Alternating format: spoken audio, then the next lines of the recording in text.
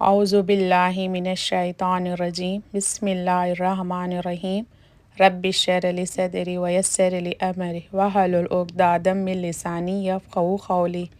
السلام علیکم ورحمۃ اللہ وبرکاتہ۔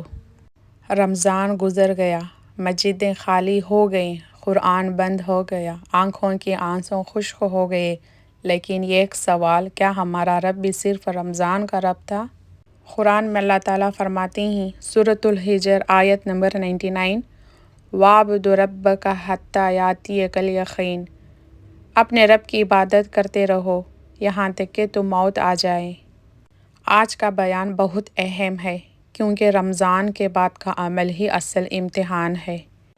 رمضان ختم نہیں ہوا، موقع ختم ہوا۔ رمضان ہمیں کیا دے کر گیا؟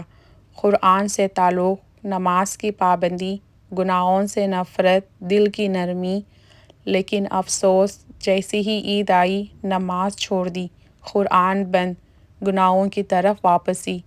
یاد رکھیں، رمضان ٹریننگ تھا، زندگی ایگزام ہے۔ خطرناک علامت، رمضان کے بعد گناہوں کی طرف واپسی۔ حضرت کعب بن مالک رضی اللہ عنہ فرماتے ہیں، نیکی کے بعد گناہ آنا یہ اس بات کی علامت ہے کہ نیکی قبول نہیں ہوئی۔ سوچیں، رمضان میں نظر جھکی ہوئی، زبان صاف، دل نرم، اور رمضان کے بعد وہی گناہ، وہی غفلت، یہ خطرے کی گھنٹی ہے۔ قبولیت کی نشانی کیا ہے؟ علماء فرماتے ہیں، نیکی کے بعد نیکی کی توفیق ملنا قبولیت کی علامت ہے۔ اگر آپ ابھی بھی نماز پڑھ رہے ہیں، قرآن پڑھ رہے ہیں، گناہوں سے بچ رہے ہیں، تو خوش ہو جائیں، یہ قبولیت کی علامت ہے۔ نماز سب سے پہلی چیز۔ قرآن میں اللہ تعالیٰ فرماتے ہیں، سورۃ العنکبوت آیت نمبر 45 میں، اِنَّ الصَّلَاةَ تَنْہَیٰ عَنِ الْفَحْشَاءِ وَالْمُنکَرِ، بے شک نماز روکتی ہے بے حیائی سے اور برائی سے۔ حدیث میں آیا ہے کہ قیامت کے دن سب سے پہلے نماز کا حساب ہوگا۔ سوال، کیا ہماری نماز رمضان کے بعد بھی جاری ہے؟ خاص طور پر فجر اور عشاء، یہ ایمان کا معیار ہے۔ رسول اللہ صلی اللہ علیہ وسلم نے فرمایا، منافق پر سب سے زیادہ بھاری نماز عشاء اور فجر کی نماز ہے، اور اگر وہ ان دونوں کا اجر جان لیتے تو گھٹنوں کے بل گھسیٹ کر بھی آتے۔ اور میرا ارادہ ہوا کہ مؤذن کو حکم دوں کہ وہ تکبیر کہے، پھر کسی شخص کو حکم دوں کہ لوگوں کو نماز پڑھائے، اور میں کچھ آدمیوں کے ساتھ جاؤں جن کے پاس لکڑیوں کے گھٹے ہوں، اور ان لوگوں کے گھروں کو جلا دوں جو نماز کے لیے نہیں نکلتے۔ یہ حدیث ہے صحیح بخاری 657۔ عشاء اور فجر کا اجر، پوری رات عبادت۔ ایک اور حدیث میں آیا ہے کہ رسول اللہ صلی اللہ علیہ وسلم نے فرمایا، جو شخص عشاء جماعت کے ساتھ پڑھے گویا اس نے آدھی رات قیام کیا، اور جو فجر بھی جماعت کے ساتھ پڑھے گویا اس نے پوری رات قیام کیا۔ یہ حدیث ہے صحیح مسلم 656 میں۔ اسی وجہ سے علماء کہتے ہیں، فجر اور عشاء ایمان کا معیار ہے، کیونکہ مخلص بندہ ہی ان نمازوں کی پابندی کرتا ہے، منافق ان میں سستی کرتا ہے۔ قرآن سے تعلق، رمضان میں روزانہ تلاوت، تراویح میں قرآن، اب کیا حال ہے؟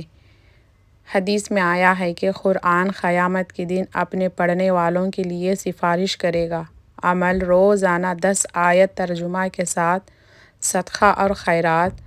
حدیث میں آیا ہے کہ صدقہ مال کو کم نہیں کرتا۔ رمضان میں دل کھلا ہوتا ہے، اب کیوں بند ہو گیا؟ ہفتہ وار صدقہ شروع کرے۔